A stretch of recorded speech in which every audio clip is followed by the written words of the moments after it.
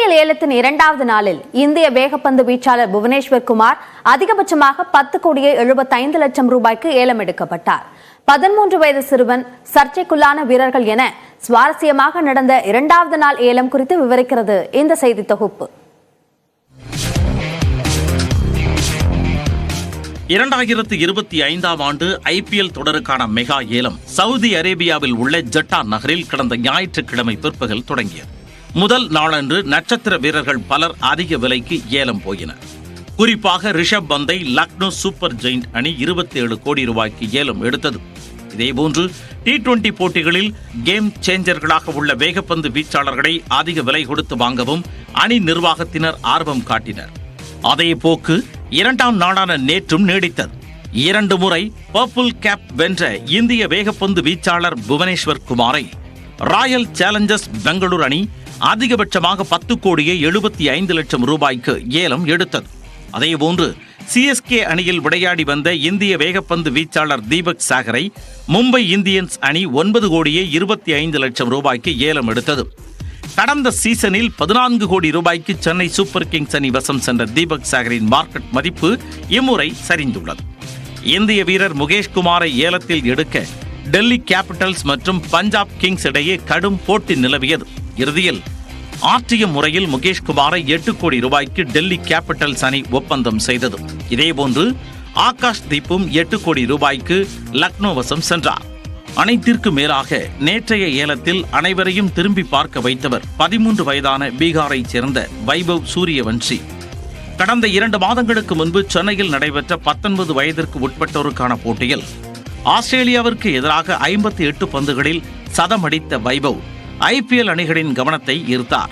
இதன் விளைவாக 30 லட்சம் ரூபாய் அடிப்படை விலை கொண்ட 13 வயதான வைபவை ஏலத்தில் எடுக்க டெல்லி மற்றும் ராஜஸ்தான் இடையே கடும் போட்டி நிலவியது. இறுதியில் ராஜஸ்தான் அணி 1 கோடி ரூபாய்க்கு வைபவை ஏலத்தில் எடுத்தது. இதன் மூலம் IPL வரலாற்றில் மிக குறைந்த வயதில் அதிக விலைக்கு ஏலம் போன கோடீஸ்வர வீரர் என்ற பெருமையை வைபவ் பெற்றுள்ளார். அதே சமயம் கிரிக்கெட் ஜாம்பவான் சச்சின் டெண்டுல்கரின் மகன் அர்ஜுன் டெண்டுல்கரை ஏலம் எடுக்க எந்த அணியும் முன்வரவில்லை. வேறு வழியின்றி மும்பை அணி அர்ஜுன் டெண்டுல்கரை அவரது அடிப்படை விலையான 30 லட்சம் ரூபாய்க்கு தக்க வைத்தது. இதேபோன்று சர்ப்ராஸ் கானின் தம்பி புஷீர் கானை பஞ்சாப் கிங்ஸ் அணி 30 லட்சம் ரூபாய்க்கு ஏலத்தில் எடுத்தது. இந்நிலையில் சென்னை சூப்பர் கிங்ஸ் அணியில் ஒரு தமிழ்நாடு வீரர் கூட இல்லை என்ற கவலை இனி தேவையில்லை. இம்முறை தமிழ்நாட்டைச் சேர்ந்த 4 வீரர்களை CSK ஏலத்தில் எடுத்துள்ளது. முதல் நாளில் அஸ்வின் மற்றும் விஜய் சங்கரை ஏலத்தில் எடுத்த சென்னை அணி இரண்டாம் நாளான நேற்று குர்ஜப்னீத் சிங் மற்றும் ஆண்ட்ரே சித்தார்த்தை வாங்கியது. இதில் குர்ஜப்னீத் சிங்கிற்கு கடும் போட்டி நிலவிய நிலையில் 2,20,00,000 ரூபாய்க்கு CSK ஏலம் எடுத்தது. இதனிடையே பந்து வீசுவதற்கு BCCI-யால் தடை செய்யப்பட்ட மனிஷ் பாண்டேவை கொல்கத்தா அணி 75 லட்சம் ரூபாய்க்கு ஏலம் எடுத்தது. அதேபோன்று மீறி பந்து வீசியதாக சந்தேக பட்டியலில் வைக்கப்பட்ட தீபக் கூடாவை CSK அணி தன்வயப்படுத்தியது. அடிப்படையில் இருவரும் பேட்ஸ்மேன்கள் என்பதால் அவர்களை அணி நிர்வாகம் ஏலம் எடுத்துள்ளன. ஆக 2025 ஆண்டு IPL தொடருக்கு அனைத்து அணிகளுமே சிறப்பான வீரர்களை ஏலம் எடுத்திருப்பதால் ஆட்டம் சூடுபிடிக்கும் என்பதில் சந்தேகமில்லை. நெல்லை மற்றும் கும்பகோணத்தை தொடர்ந்து மதுரை மற்றும் திருப்பரங்குன்றத்திலும் அதிமுக கள ஆய்வு கூட்டங்களில் மோதல் வெடித்தது கட்சியினர் மத்தியில் அதிர்ச்சியை ஏற்படுத்தியுள்ளது.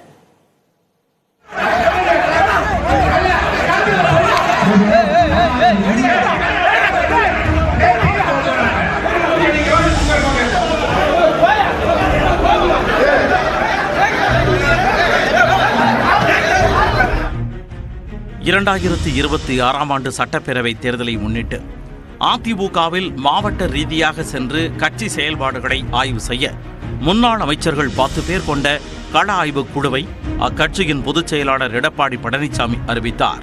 இதன்படி மதுரை மாநகர் மாவட்ட கள ஆய்வு கூட்டம் நத்தம் விஸ்வநாதன், செம்மலை, செல்லூர் ராஜு ஆகியோர் தலைமையில் நடைபெற்றது. உறுப்பினர் சேர்க்கை குறித்து பகுதி கழக செயலாளரிடம் விசாரித்துக் கொண்டிருந்த போது அதிமுக உறுப்பினர்களான இளஞ்செழியன், ராமச்சந்திரன் ஆகியோர் மேடைக்கு வந்தனர். பகுதி கழக நிர்வாகிகளிடம் விசாரிப்பது போல மாவட்ட செயலாளர் செல்லூர் ராஜுவிடமும் விசாரிக்க வேண்டும் என்று அவர்கள் கோரிக்கை விடுத்தனர். உடனடியாக அங்கே இருந்த நிர்வாகிகள் அவர்கள் இருவரையும் மேடையில் இருந்து தள்ளிவிட்டு கடுமையாக தாக்கியதால் மோதல் ஏற்பட்டு பதற்றமான சூழல் நிலவியது.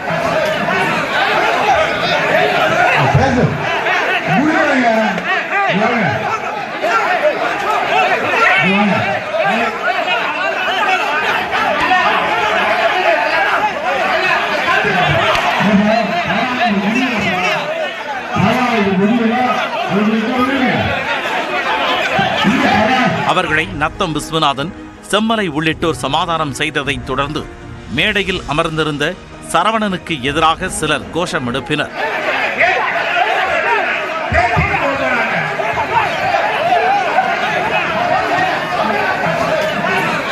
இதை சமாளிக்கும் விதமாக நத்தம் விஸ்வநாதன் பேசத் தொடங்கியதும் சிலர் கூச்சலிட்டனர்.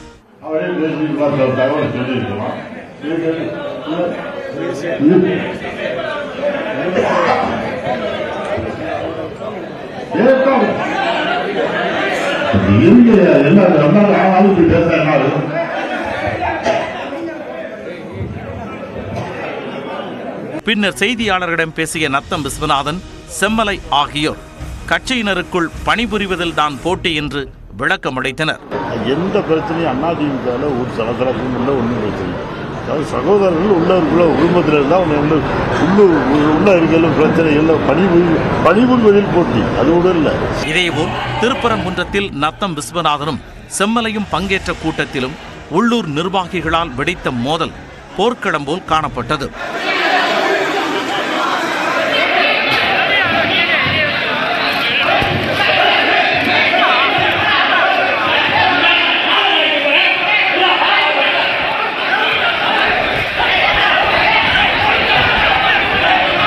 முன்னதாக கடந்த 22ஆம் தேதி நெல்லை மாவட்டத்தில் எஸ்பி வேலுமணி, வரகூர் அருணாச்சலம் தலைமையில் நடைபெற்ற கூட்டத்திலும் உள்ளூர் நிர்வாகிகளுக்கிடையே மோதல் வெடித்தது.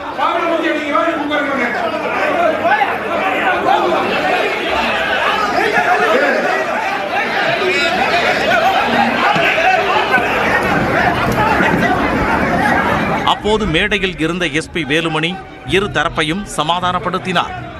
இதேபோல கடந்த 22ஆம் தேதி தஞ்சாவூர் மாவட்ட கள ஆய்வு கூட்டத்தில் திண்டுக்கல் சீனிவாசன் பேசும்போதும் உறுப்பினர் வாக்குவாதம் செய்ததால் சலசலப்பு ஏற்பட்டது.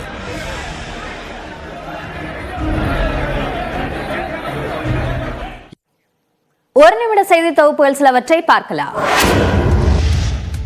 பருவமழையை எதிர்கொள்ள அரசு தயாராக இருப்பதாக முதலமைச்சர் மு க ஸ்டாலின் தெரிவித்தார். சோழிங்கநல்லூர் எழில்நகரில் செய்தியாளர்களிடம் பேசிய முதலமைச்சர் பருவமழை முன்னெச்சரிக்கை நடவடிக்கைகள் சிறப்பாக நடைபெற்றிருப்பதாக தெரிவித்தார். அது ரொம்ப நாளாக சொல்லிட்டு இருக்கிறாங்க.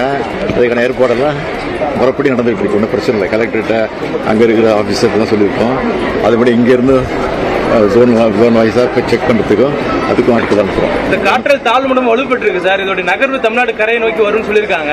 பெருமழை எதிர்பார்க்கிறோமா? என்ன மாதிரியான எதிர்பார்க்கல, அது வேற. நாங்கள் தயாராக இருக்கிறோம், எல்லாத்துக்கும் தயாராக இருக்கிறோம். நாடாளுமன்ற மழைக்கால கூட்டத்தொடரில் எழுப்ப வேண்டிய பிரச்சனைகள் குறித்து திமுக எம்பிக்களுக்கு ஏற்கனவே அறிவுறுத்தல்கள் வழங்கப்பட்டிருப்பதாகவும் முதலமைச்சர் கூறினார்.